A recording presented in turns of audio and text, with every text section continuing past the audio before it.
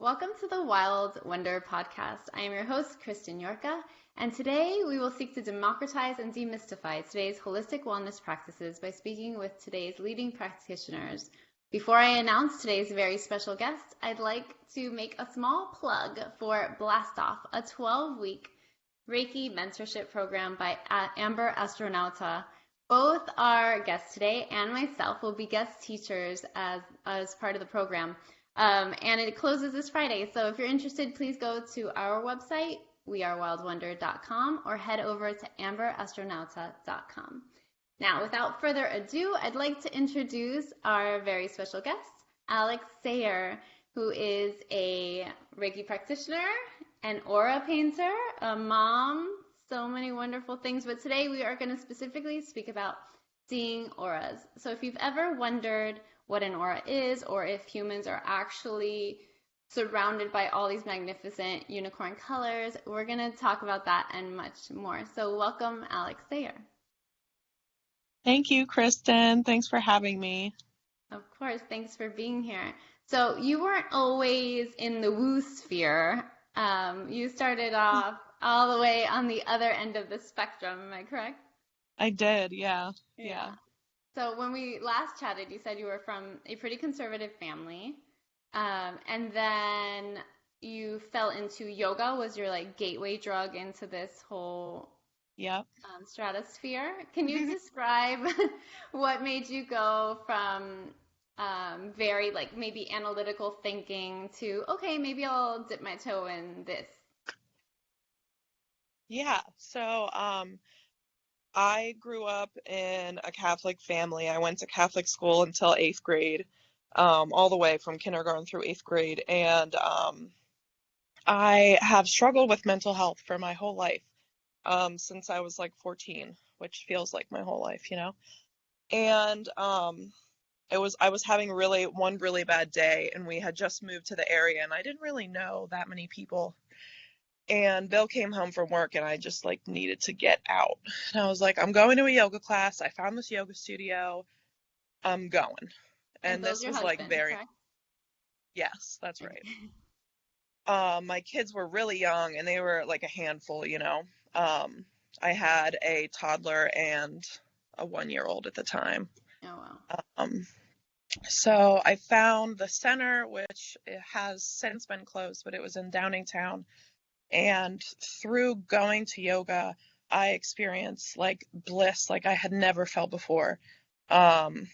Just being in Shavasana, being in a space where somebody would hold space for you to just be. I had never experienced that in my whole life. And that's where I met lots of people who opened my mind up to lots of different things besides yoga, and pretty much, like you said, the gateway to the woo. And I was off, I had always been pretty open-minded, but very skeptical, I think. Mm-hmm. And so yoga and, being more curious and less skeptical has opened me up to a whole bunch of stuff, Yeah. Isn't it wild? Isn't it wild that you have to go out of your way to go to a space where somebody can just allow you to be? Yeah. And it seems like it should be part of our everyday experience, but it is absolutely not. Yes, and I'm hoping that it will eventually get to that point where this will just be a more natural thing. And I'm hoping that my kids feel that from me, and that's been my goal with parenting, is just to let them be how they are. And yoga has been a huge help in my parenting journey too. Yeah, I've been ruminating a lot on that lately, like how rest can be radical resistance, right? In a world where that's asking you to always do. What if you didn't? Absolutely. Yep. What if you did something that lit yourself up and didn't matter to anybody else? Mm-hmm. And what is your brain doing whenever you're doing that too? And Right.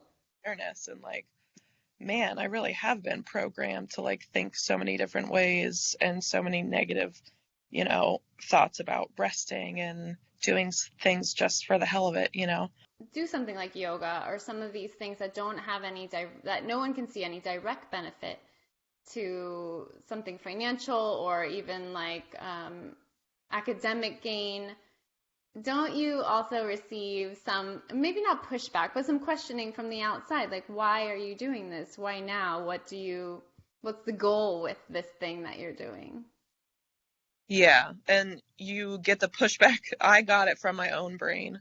Yeah. Um, and I didn't get it from my husband because he knew I needed to take care of myself. But I still, in my brain, thought that I was preparing myself for him being, resistant to this. And, also had to prepare myself for coming home and maybe, what was I going to walk into with the kid? Everybody going to be in bed? Is it going to be a mess? So you really have to it forced me to kind of stay, present in the moment and not predict the future and not, what if about stuff. And yeah, it's definitely challenging, but it feels good, And what a revolutionary act to even speak out your desires, right? Because if you would have stayed in your brain thinking, oh, my husband's going to ask me why, or my kids are going to, I don't know, a mom guilt, my kids are going to feel abandoned by me, or I'm not doing my best, or selfishness, all these thoughts come to us, especially as moms and women in the world. Just the act of being able to speak that out and then to see what happens instead of trying to predict what we think is going to happen is revolutionary. Yes. Yeah, totally. So that's step one, and it cracked open your heart just a little bit, thinking Yeah. you want more of this, whatever this is. And I had similar feelings when I started yoga many moons back. And then can you take us through how we go from yoga to what you're doing now, which is mostly painting auras, seeing and painting auras? Yep. So my yoga journey started, that was 2016. And then I got into crystals, and I have to tell you this little story because it is I feel like I'm always sticking my foot in my mouth. I feel like my previous selves, and then I grow out of that, shell, and then I'm like, oh, I changed my mind. But so I got into crystals after yoga and crystal healing. And I've always been into rocks, and I would be as a kid in my grandparents', gravel driveway picking out the shiny rocks, and had a huge bucket, and my parents were like, do you really need all these rocks? And I'm like, I do. I can't put this one back. What do you mean? And so that was dipped my toe into the woo there a little bit. And before that, when I first heard about crystals having vibrational properties that could assist you through your life, I heard it from a person at a wine tasting who was pouring us wine, where my husband and I got married up in Seneca Lake, in the Finger Lakes in New York. And both him and I looked at each other after we left, and we were like, she is nuts. What are you talking about? Crystals vibrate? They're what? And then, then I taught my first workshop in 2018 about creating a personal ritual around crystals. And how much time had passed between you meeting that woman and then you teaching a class? That happened in 2013. And then I taught that workshop 3 years later. No, 4 years later. Well. So yeah, and it was just, it felt natural to me, I was just like, man, I really spoke too soon about this. About they are vibrational healing things, and I think it's also about intention and what you make of it, and if it resonates with you personally. And so I started with crystals, and I started making crystal grids, and right before we bought the house that we currently live in, which was our first time being homeowners in this house, and that was in 2018. I was doing a lot of gridding work and with crystals and with the moon cycle and intention setting.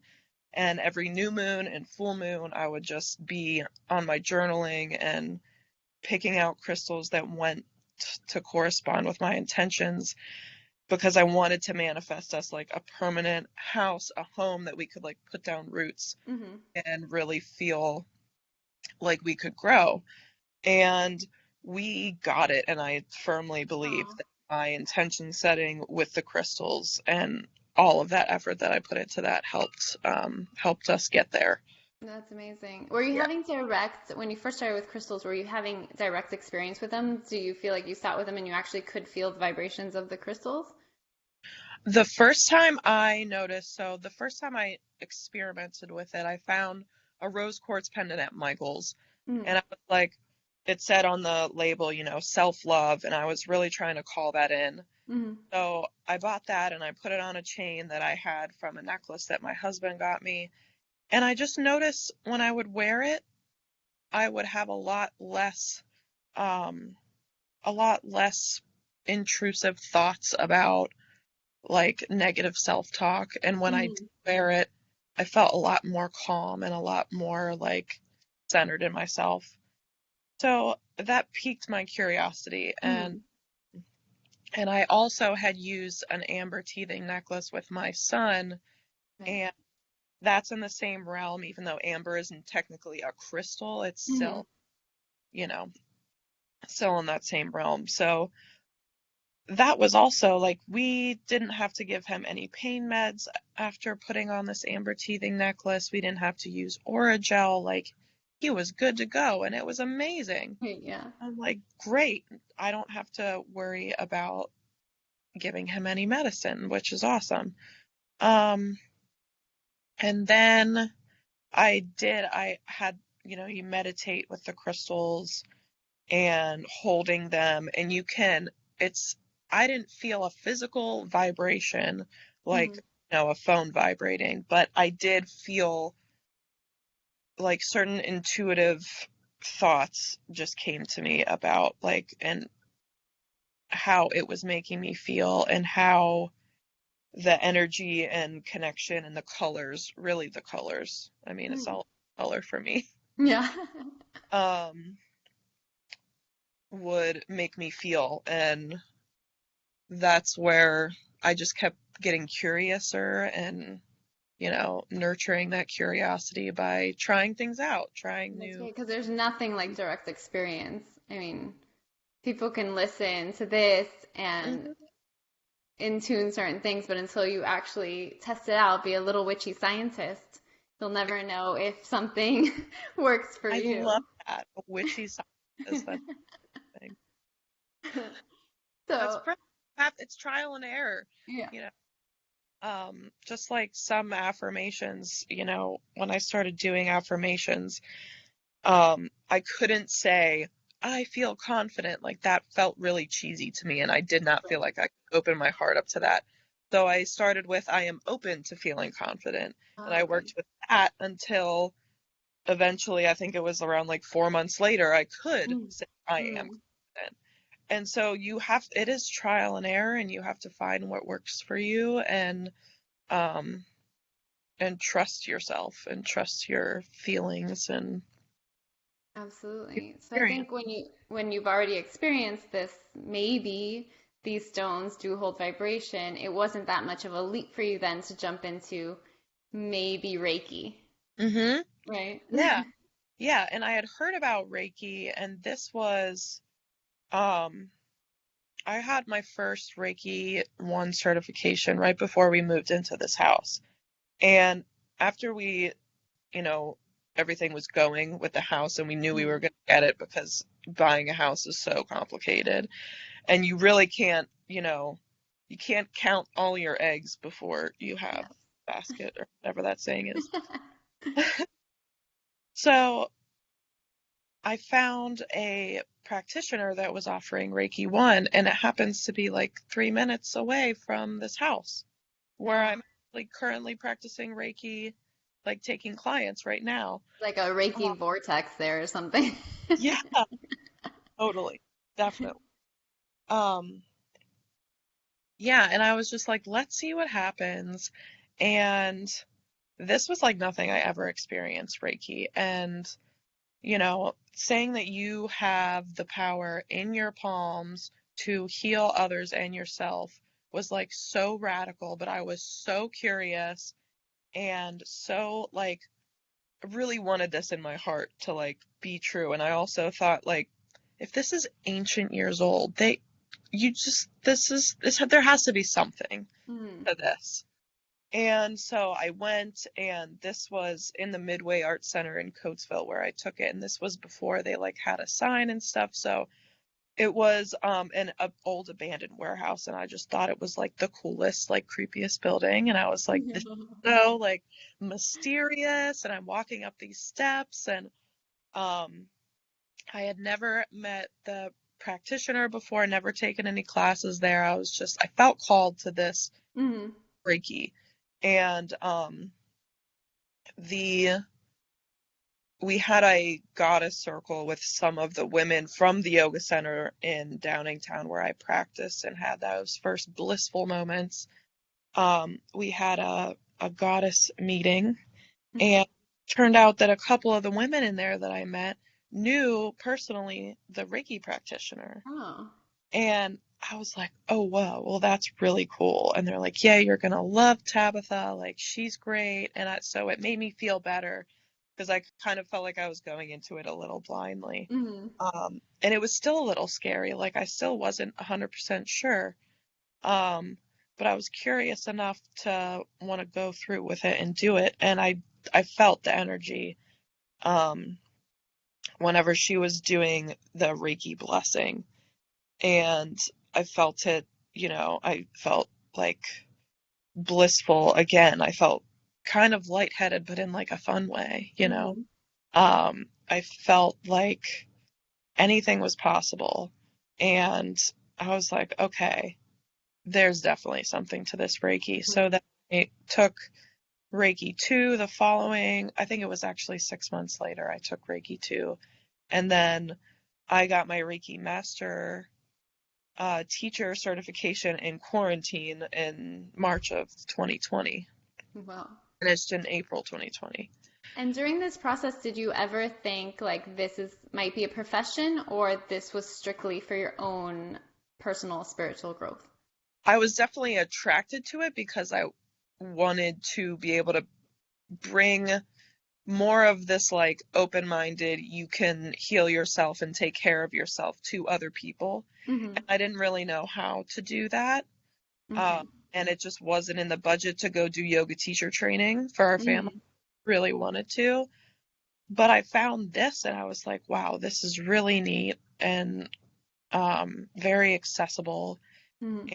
And let's see what happens and how it transformed my life and really opened my eyes to all the walls that I had put up in my life. And all the things that I had closed my heart off to. Mm. And stuff that I needed to like look at and get curious again about. Why are they there? Why do I have those walls up? Why am I closing my heart off to this? And after I got my Reiki master, and we were in quarantine, and oh my gosh, I was a mess. I was thinking, what am I doing? I totally questioned everything. Didn't we all? Had, just like everybody else, was just like, what is happening? And everybody is just, you think that everything's going so great, and then something like this happens, A and global pandemic. it makes you question everything. Like I had a calendar and months worth of like fun events planned for my new Reiki business and Reiki and art and all this, and was going to go do markets, and then that got pulled out. But after all the uncomfortableness and all of the mental breakdowns and everything, and here I am a year later, Mm. able to share everything I've learned. It's it's pretty amazing, and it just don't give up. Yeah. It's amazing how things can turn around so quickly, Mm-hmm. but how far away they can seem to not want to turn around. In those dark moments, you just feel like it's never going to get better, but I mean, it always gets better because that's just how it is. Right. And it's that idea going back to what you said about being open, what these practices teach us, whether it's Reiki or meditation or yoga, it's to stay open to possibility. I always say like leave room for the magic because even though things seem like they're shutting down everywhere, it might just be redirection. And it sounds like that's where you ended up in this new evolution of auras and aura painting. Yeah. Um, Yeah. So a little bit about that. The aura thing, I didn't always see auras. I knew what they were, and I did believe that there is energy around us, mhm. um, and the personal bubble, because a lot of people get into my personal bubble. I'm like, yeah, I get it. I know. I get that there's definitely like a field.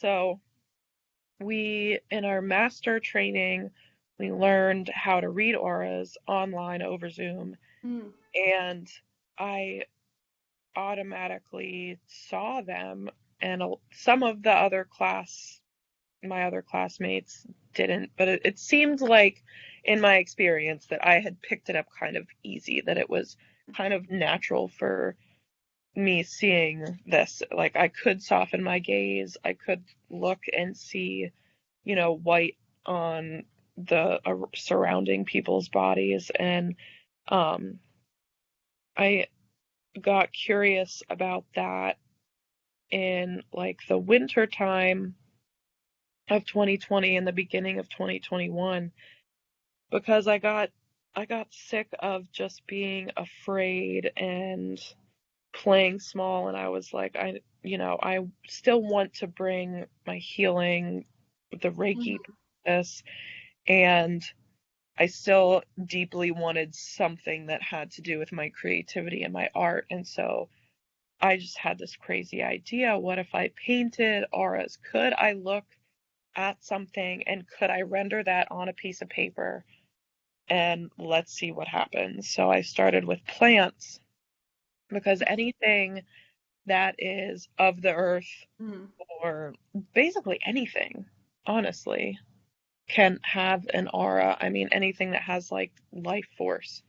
Um, It's so funny that you said plants because you reminded me of the first time I came across auras. I was probably 10 in this tiny little bookshop on a strip mall. And of course, I didn't want to be like the weirdo kid asking people if I could like stare at them with like a soft gaze. So I would climb up into trees and try to see the aura of the trees. that's so cool. Were you successful? I think so. I mean, it's hard to look back on it now because when you're a kid and you have all these like possibilities, and then there's like the imagination aspects of it, and I had a huge imagination. I Yeah. wonder, looking back, was I actually seeing auras, or was I, in this imaginative space where I was like creating auras with my mind, kind of? Uh-huh. So Yeah. possible, yeah, maybe. Yeah.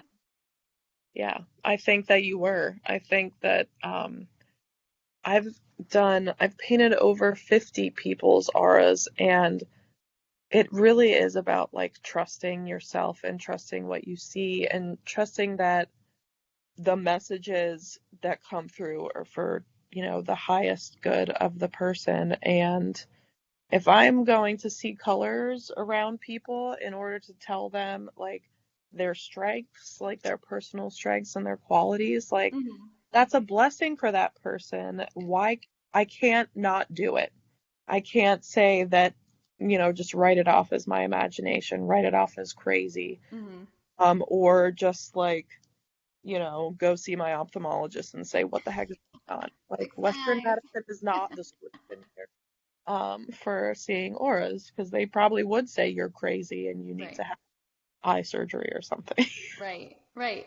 But before we get too far, for those listeners that don't know what an aura is, do you have like a working definition of how you would describe Do. an aura? I do. So I describe it as the energetic atmosphere that surrounds the human body or a body of any living thing. And it has layers. Hmm. Uh, there's multiple layers in your aura, and they correspond to the chakras. Um, and what I believe I am seeing is the emotional layer as I understand it now.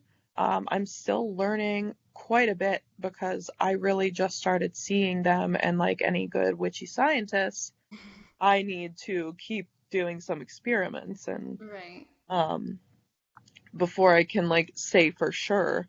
And this is all, I mean, we really don't know fully Hmm. what this is, you know. We as humans, we can put our words and our labels on it, but when it gets down to it, it's like it's really all about the feeling, you Hmm. know. Um, So you're saying people that could see auras, they might have a certain specialty, like a doctor would, like you would, your specialty currently is the emotional layer of the body, of the aura? I think so, but Okay. honestly, I'm not. So what led me to believe that was that I read this book called The Little Book of Aura Healing by Laura Steiler.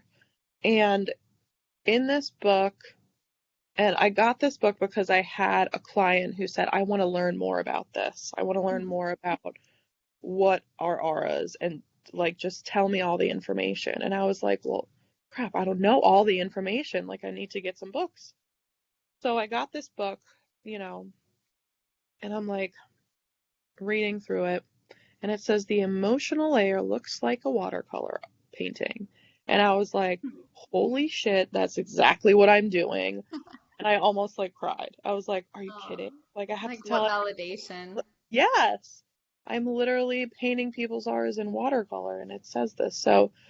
Um, so that was cool, and I thought, okay, I'm definitely onto something here. I need to keep going because every like that first aura painting and everyone after it, I just kept gaining more information and more confidence and more trust in my intuition as it kept, as I kept getting more experience.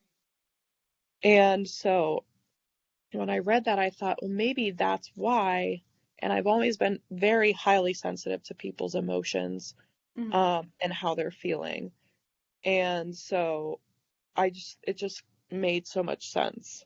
But to say that I fully understand what I am seeing, I think there's probably more to it than that. I think I haven't even reached a year where I've been doing this, so I don't want to say like for certain, and I'm still learning. So what I believe it is the emotional layer because it changes a lot when I'm painting somebody, the colors shift and they move, and especially because we're holding a conversation during these art painting sessions and people talk about different things, different colors will show up. Oh, If they talk about something that's very empowering, like maybe yellow will show up because that's your solar plexus and that's where your confidence is. And it's easy for me to make these connections with the colors and how these people are expressing themselves and um, tying it back to the chakras and everything. It just kind of effortlessly has been flowing for me mm-hmm. as I'm trusting it and staying in um, that like self-love and self-trust state and feeling centered, And you how know. empowering is that, right? It's amazing. Every single aura that I get to paint is like a little gift to myself and to my like trust in myself. It's like that evidence that I Mm-hmm. need to say that I'm really living the truth that I tell my kids about all the time. Isn't that You know, beautiful though, that healing work generally is a blessing for both people, both the yeah, supposed client and the practitioner? it is. Yeah, that's how Reiki is too. Whenever you give Reiki, you're also receiving it because as a Reiki practitioner, you're the channel. of that energy, and it's moving through you, so you're getting the benefits as well. So true divine reciprocity. Mm-hmm. And that's how, I think that's how it is. That's how it's supposed to be. Mhm. I think that we don't understand ourselves without another person reflecting ourselves back to Mhm. one another. And if we get together with people who believe and want to heal themselves and they believe in this woo stuff and we can connect on that, I mean, it's really beautiful and transformative, you It know. is. I would Hmm. love to hear if you could walk us through. So let's say a person has never had either an aura reading or done an aura painting with you. Let's say because this is the first time you told me that you did it through Zoom. I was like, wait, what? You can see auras through Zoom? Hmm. So that's Yeah, brand you have new. a good background right now, actually. Hmm? I said you have a pretty good background for me to like be Oh, able to see your aura right now. tell me what it is later. Or tell me if you feel comfortable, tell me now if you'd like. I mean, So it's a little yellow and green right now, which yellow is, like I said before, confidence and that solar plexus, and green is openness, like open-heartedness, and that divine Mother Earth energy. So, and in aura, like in the aura stuff that I've read so far in like the books and stuff online, the heart is the gateway to the higher self. hmm. They call it like the bridge. So the auric field has different layers. And when you get to the one that corresponds to the heart chakra, they call that the bridge to your higher self. And I think that's so beautiful and I it love makes sense. I love that because I don't know if you listened to the podcast episode with Sophia. Mm-hmm. She works in shadow work. I'll use quotes, but she was saying I did a reading with her and she called me the bridge. So Oh, it was interesting that you brought that back to me. yeah, that's so cool. Yeah, Oh. I love that. Thank you. So that's the way it would work essentially is if I was your client, I would meet with you either in Zoom or in person, Mm-hmm. and we would have a conversation like we're having, and you Mm-hmm. would basically read my auric field and paint it. Yes. Yep. And it's kind of like a snapshot of the auric field in that moment, because from what I'm understanding is that it shifts. So maybe tomorrow it won't necessarily look like that. Right. Yeah. I mean, it really depends on what you're going through. And, there's totally things that could throw your aura off, in the course of a day or like Right. change it. And not to say that, one aura is better than another. It's just how it shifts and moves and flows. So yeah, I've noticed it changing. Um, one of the times I noticed it like the most, and it was very reassuring because whenever I notice it, I'm just like, okay, well, I need to test my own hypothesis Hmm. with scientists. I love, Hashtag witchy yeah, scientist. hashtag scientists. And I was painting one of my best friend's auras for her birthday out in her field in her yard. It was so Oh, beautiful. so pretty. She has two young kids, and her youngest, as I was painting, came over to her and just like embraced her, and she's just like loving on him. And I Hmm. just saw green like trail behind and Oh, this like beautiful grass green. And it was just like I could tell that they were connected. And I've also painted a mother and a daughter before together, painted their auras together, and that was pretty special too. Because I mean, I can see the connection and I can paint it, and it's just the painting becomes like it becomes a little souvenir from the experience, but also right. a visual reminder of like trusting the unseen things, trusting the things that we know are right in the world and that may not always show up, but there's goodness and there's light in each and every one of us. I love that. Like when I speak to children, I share that when we're apart, we're all connected, and that we don't have to be in our same physical to have that thread of connection between each other. Yeah. So I feel like You just emboldened that theory of mine. Yes, Yeah. absolutely. I was just thinking about, do you know how um, all the trees in the world are connected via a network of mushrooms and they communicate with, Mm-hmm. and I mean, think about how often maybe you think of a person and they don't know it, but you're still thinking of them. Yes. So you are connected. Like we are all connected. And Right. I think that you can tap into that, like that connection even when you're not with the person physically. Because Yeah, kind of like our we're connected ethereal without, mycelium. physically together. Mm-hmm. I like that. So how about a person that has never or doesn't know if they've ever seen auras before? How would they get started to be open to the idea that they could see it? How would they first begin to test this? So what you have to do is get comfortable with the fact that you might see auras. Like you are open to it, your heart's open, you're gonna go see it. Um, I would say don't get too attached to, like, don't try too hard, just kind of be open to whatever is going to happen. Don't try to predict, try to be in kind of a meditative state. And if you want to practice with a human or with plants or whatever, you're just going to softly gaze around the border between their physical body and Mm-hmm. whatever's behind them and just kind of soften your gaze. So normally what you first start seeing is just it's almost like a whitish light that kind of borders their body, and um it's kind of blurry, and pardon me. Um, you want to have a as much natural light as you can and as light of a background as you can, and that's uncluttered, uh, to make it easier on you. Not to say that you couldn't see auras otherwise, but if you have not done it before, get yourself a white background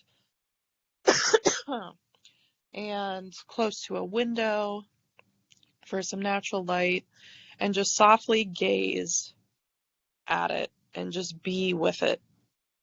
Be with that thing that you're observing, and see what happens.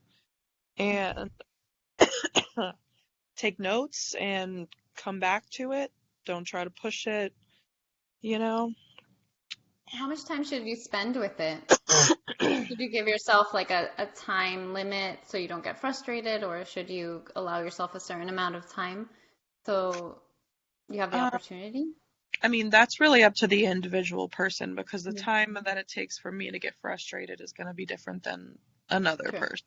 Right, right. What's important is just like being really aware of how you're feeling Yeah. and, take note of a thought. If a thought comes up, well, you know, I think I saw something, but I don't know. I also just looked over there and maybe I was just seeing. Like, don't do that.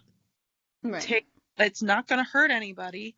Take note of what colors you're seeing and just say you saw that color and see what happens if you own that. And that's what happens, because the moment that you say yes to seeing it is opens the Hmm. gate for any other colors. Because when I first started with the plants and looking at plants and seeing their auras, I was just like, I don't know, man. I don't know about this. I have that healthy skepticism that I've always kind of had. Which And is good because it leads to discernment, I believe. Because if sometimes if we just jump into a thing ready to believe anything, we end up believing nothing at all. yeah, or it just gets so confusing that you just don't know what's up and Yeah. down. Okay. Yeah, I had a session in the summer with an aloe plant, and I had set up my white background outside. It was a beautiful day, and I was just like, I'm gonna sit out here and chill with my plants and see if I can see some auras. So my aloe plant was sitting there looking all perky and strong and not showing me a dang thing. Nothing. And I was like, what is going on? Like, I can't connect with this plant. Like, what is happening? But aloe is also like itself, it's a very hard, rigid plant. It's spiky. It's good for protection. And I thought, okay, well, maybe I just need to like relax a little bit. Maybe it just needs a little bit more space. And just took a deep breath, and it lit up rainbow. Like, it was, I saw all the colors, and they were all like, it was like within a couple inches of the leaf was the entire rainbow. And I was like, how cool. blown away. Like, I did it. I said that I would stay open, and it showed me. Like, it showed me the colors. And so I painted it, and it was really, the thing about my paintings is that in order to fit all the colors, sometimes it doesn't look exactly how like I'm seeing it, but that's also like, that's what being an artist is just letting it flow, you know? Very cool. And you were you an artist of any kind before? I mean, a visual artist before? I have been an artist since I had my 64 count of crayons at my grandparents' house. Oh, okay. I wanted to go to art school so bad in high school, but I never ended up pursuing that because I had very realistic parents who didn't really understand the how great my passion was. And I really was not very good at expressing how great my passion was back then. I was very quiet and people pleasy, you know. So yeah, I declared in 2017 that I was going to be an artist and have been pursuing that in some form or another since then. Yeah, I did street art in Philadelphia for a while, and that was super fun and felt very freeing, rebellious. And then as I realized that I didn't really want to get a fine for vandalizing and that I needed children, and I really, like, my place is at the home, you know, it's making a house. I don't have a job outside of being an artist and a mom. Like, my job is here at the house. And I wouldn't have it any other way. I love it. I love that. Well, before we go, I would like you to describe what you're doing as part of Blast Off, which is coming up soon this December. This September, not December. Yeah, so I'm going to be a guest teacher in Amber Astronauta's Reiki mentorship program. And my class is going to be focusing on bringing your own personalization to your Reiki practice for yourself and any clients you might have. So getting curious about crystals, getting curious about oracle cards, the deck that I made with Amber. Everybody will be getting a copy of it. Yeah, and so that's really cool. And we're just going to be talking about how to bring that creativity into your practice to make it unique and reflective of you, so that when your client leaves or when you leave, you're like, I need more of that. I want more of that. And you can't get it anywhere else because each person is so different. Right, and we each connect with a different practitioner in our own special way. So doors close this Friday, September 3rd. So if you want in on Blast Off Reiki Mentorship, go to amberastronauta.com so you could see Alex and me and, of course, Amber. And where else can folks find you? They can find me on Instagram at the Weird Mom at Pickup with little underscores between the words. And I also have a website, www.alexsayer.com, and I have a little shop there. And you can learn, there's an FAQ page about auras, and that's how you can contact me if you'd like a Reiki session or an aura painting. Very cool. What is the offering that you're most excited about right now? I am really excited about teaching in Amber's class for real Yeah. because I'm a Reiki master teacher and I'm excited to step into that and really own it. And hopefully be a stepping stone to developing my own class because I think that teaching this and giving people this tool so that they can use it to heal themselves and then have the possibility to heal others is just what else do you really need? Right. And from personal experience, I've taught with Amber before, and the community that she attracts that resonate with her is just such a beautiful community. So I'm excited for that too. Yeah, for sure. There's so many people that have come into like my sphere after meeting Amber, and it's been really beautiful. And you're one of the people, so thank you so much for having me. And No, thank uh, you. it was great opportunity to be able to come on and chat about my experiences and speak my truth. And I'm all in blue today, prepared for that. So. Perfect. Well, I loved our talk. I know that listeners are going to get so much out of it, whether they're just dipping their toe in the woo water or they're a full-blown witchy scientist. We're here for that. So thank you so much for being on the podcast, and I hope, well, I'll see you on at Blast Off. Otherwise, we Yeah, welcome you back anytime. awesome. Thanks so much, Kristen. Stay Thank you. curious. I will. Have a great day. You too. Bye. And that was the Wild Wonder podcast. I'm so happy you were able to join us. You can see us about 2 times a month, or listen to us on Spotify, SoundCloud, of all the audios, and YouTube. Thanks for being here. If you ever want any more information about what we do here at Wild Wonder, the podcast, or upcoming events, please go to wearewildwonder.com. Thanks.